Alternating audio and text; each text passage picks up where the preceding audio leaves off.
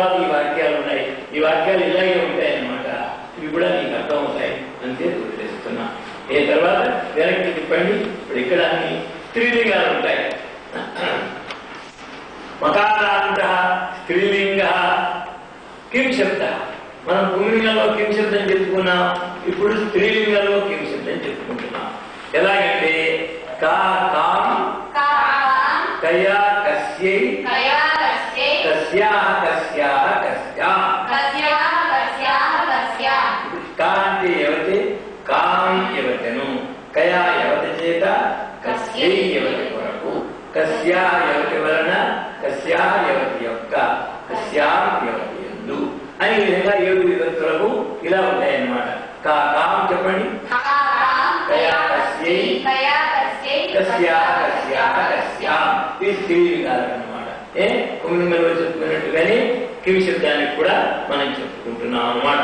దీంట్లో కూడా వాక్యాలు 3 వాక్యాలు చెప్పేటి కా కాం ప్రథమా ద్వితీయ, కయా కస్యై తృతీయ, కస్యాం కస్యా కస్యాః కస్యా కస్యాం పంచమీ షష్ఠి. పంచమీ షష్ఠి ఒకటే విధంగా ఉంటాయి చాలా శబ్దాలు. తర్వాత ఇంకొక సూత్రం మీరు చెప్పాలి. యా యై యాహ యాహ యా అనండి. సాధారణంగా స్త్రీలింగ శబ్దాలకు ఏమో తృతీయలో యా, చతుర్థిలో యై, పంచమిలో యా, షష్ఠిలో యా, సప్తమిలో యా. చూడండి, సీతయా యా వచ్చిన తృతీయ, సీతాయై చతుర్థి, సీతాయా పంచమి, సీతాయా షష్ఠి, సీతాయా ఇలా వస్తాయి. ఇది సూత్రంగా జ్ఞాపకం పెట్టుకుంటే శబ్దం యొక్క మన స్వరూపం అంతా చక్కగా స్పష్టంగా తెలుస్తుంది అన్నమాట. ప్రథమ మరి పేర్లను తెలుగు పదములను నామవాచకములు అందరూ. మరి అదే మీకు సూచన చెప్తున్నాం అన్నమాట. సీత, గోధిక, లత. సీత అనేదేమో మంచి పేరు, గోధిక అనేది జంతువు పేరు, లత అనేదేమో లత అంటే యొక్క పేరు. కాబట్టి లత అమలలో ఉన్నాయి. మనుష్యుడు, పశుపక్ష్యాదులు మొదలైన వారి గుణదోషములను తెలుగు పదములను విశేషణములు అంటే ఒక వస్తువు గాని, ఒక జంతువు గాని, మనిషి గాని వీళ్ళ యొక్క గుణాలని దోషాలను చెప్పేవాడిని చెప్పే పదాలు విశేషాలు. ఉత్తమ వనిత, వనిత అనేటువంటి నామవాచకం అయితే ఉత్తమ అనేటువంటి ఆ యొక్క గుణాన్ని చెప్పేటువంటి కానీ ఉత్తమ అనేది నామవాచకం. అలాగే శ్రేష్ఠ, శ్రేష్ఠ అనేటువంటిది కూడా నామవాచకమే. ఇవి నామవాచకములను బట్టి ఆయా లింగములలోనికి మారుతుండును. నామవాచకం ఏ లింగంలో ఉంటే అలాగే కూడా అర్థం అన్నమాట. 2 పేర్లకు బదులుగా ఉపయోగించబడే శబ్దములను సర్వనామములు అంటారు. పుంలింగంలో చెప్పినట్టే ఇక్కడ కూడా చెప్తాం. అవి అన్ని విధములైన పేర్లకు బదులుగా ఉపయోగించబడను. అది ఏ రకమైనటువంటి పేరు చెప్పినా దానికి ఉపయోగించబడుతుంది. అంటే ఏమిటన్నమాట, మనం చెట్టు చెప్పు, పుట్ట చెప్పు, ఏదైనా చెప్పు, దానికి ఏ విధంగా ఉంటే దాన్ని బట్టి ఇది కూడా అర్థమవుతుంది అన్నమాట. కానీ స్త్రీకము లభించగలిగిన వాళ్ళను జ్ఞప్తిని ఉంచుకొని పైద్యములకు తగిన వారిని ఉపయోగించుకోవాలను. మరి పుంలింగమో స్త్రీలింగమో నపుంసకమో తెలుసుకుని ఆ విధంగా మనం ఉపయోగిస్తాం. 3 కిం అన్నది ఒక సర్వనామ శబ్దం. దీని చివరి మకారం ఉన్నది గాన ఇది మకారాంతం. దీని చివరి మకారం ఉంది కనుక ఇది మకారాంతం. ఇది స్త్రీలింగమున కా అని ప్రథమలో ఉంటుంది. దీనికి సంబోధన ప్రథమ ఉండదు. కిం శబ్దములు తెలుసుకున్నదో అన్ని శబ్దములను 3 వాక్యములలో నీ వశములవును. దీనికి కూడా కనుక మీరు అన్ని విభక్తులను రూపాలను తెలుసుకుంటే మొత్తం అన్ని శబ్దాలు కూడా మీకు స్వాధీనం అవుతాయి. ఇది తృతీయ వరకు ఏకవచనమున సీతాంబలైన శబ్దముల వలనే ఉండును. ఇక్కడ అక్కడేమో పుంలింగంలో రామ అనే శబ్దానికి శబ్దంలాగా ఉంటుంది, ఇక్కడేమో సీత అనే శబ్దంలాగా ఉంటుంది. కా సీత, కా సీత, కాం సీతయ, కయ అంతగా సరిపోతుంది. తర్వాత కొంచెం మార్పు వస్తుంది. తర్వాత చెప్తున్నాను ఇక్కడ తక్కిన 4 విభక్తుల రూపములు కూడా తేలికగా నేర్చుకున్నాం. తగ్గినటువంటి చతుర్థి దగ్గర నుంచి ఉండేటువంటి ప్రత్యయాలను కూడా విభక్తులను కూడా విభక్తిలో పదాలను కూడా తేలిగ్గా నేర్చుకోవచ్చు. కింది ప్రశ్నోత్తరముల వలన అన్ని స్పష్టమైనవి.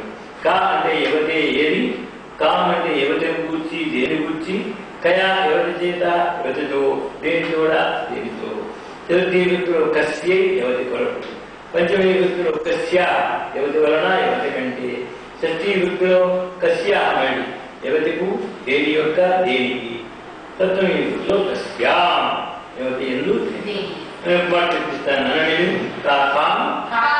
కయా కస్యై కస్యాః కస్యాః కస్యాం కస్యాః కస్యాః కస్యాం ఇంకో మాట చెప్పండి కాకాం కాకాం కయా కస్యై కయా కస్యై కస్యాః కస్యాః కస్యాం కస్యాః కస్యాః కస్యాం మూలాంకాల పద్ధతిలోనే చెప్పిస్తున్నాను కాకాం ప్రథమా ద్వితీయ కాకాం కయా కస్యై తృతీయ చతుర్థి అదో వాక్యం తర్వాత కస్యాః కస్యాః కస్యాం పంచమి షష్ఠి సప్తమి అదొక వాక్యం తర్వాత చూడండి ప్రథమ విభక్తిలో ద్వితీయాంత పదములతో ప్రశ్నోత్తరములు ప్రథమ ద్వితీయాంత పదాలతో మనం ఇప్పుడు ప్రశ్నోత్తర వాక్యాలు చెప్తున్నాం ప్రథమ ద్వితీయ ప్రథమ ద్వితీయ ప్రథమ ద్వితీయ కా ప్రథమ కా ద్వితీయ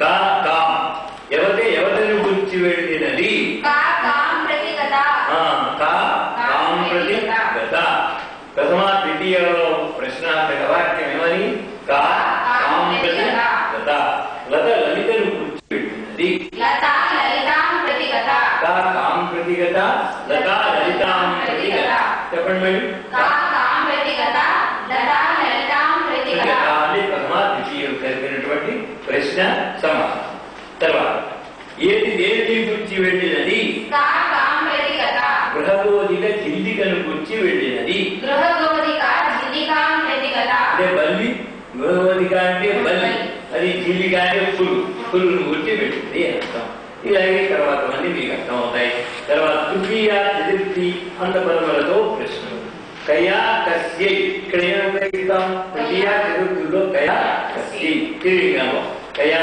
కస్యై కిం దత్తం ఎవరి చేత ఎవరి కొరకు ఏది ఇయ్యబడినది కయా కస్యై కిం దత్తం సీత చేత ఉష కొరకు పుష్పము ఇయ్యబడినది సీతయా ఉషాయై పుష్పం దత్తం సీతయా తృతీయ పుష్పాయి ఉషాయే చతుర్థి పుష్పం దత్తం అనేది దత్తం అన్నాం పుష్పం దత్తం ఎవరి చేత ఎవరి కొరకు ఏది ఇయ్యబడినది కయా కస్యై కిం దత్తం తల్లి చేత పుత్రిక కొరకు ఫలము ఇయ్యబడినది అంబయా పుత్రికాయై ఫలం దత్తం అంటే ఇంక ఇవన్నీ కూడా నీకు స్వాధీనం అయిపోయినట్టే లెక్క తర్వాత పంచమి షష్ఠి సప్తమి అంత పదములతో ప్రశ్నోత్తరములు ఎవరి వలన ఎవరికి ఎవరి యందు విశ్వాసం కలిగినది కస్యాః కస్యాః కస్యాం విశ్వాసః సంభూతః అని చెప్తున్నాను కస్యాః కస్యాః కస్యాం విశ్వాసః సంభూతః శబ్దానికి షష్ఠి విభక్తిలో పంచమి విభక్తిలోను షష్ఠి విభక్తిలోను ఒకటే విధంగా ఉన్నాయి త్రివిధంలో కస్యాః కస్యాం కస్యాం విశ్వాసః సంభూతః విశ్వాసం కలిగినది సమాధ కమలవర్ణ ఉమకు ఉషయందు విశ్వాసం కలిగినది విశ్వాసః సంభూతః విశ్వాస సంభూత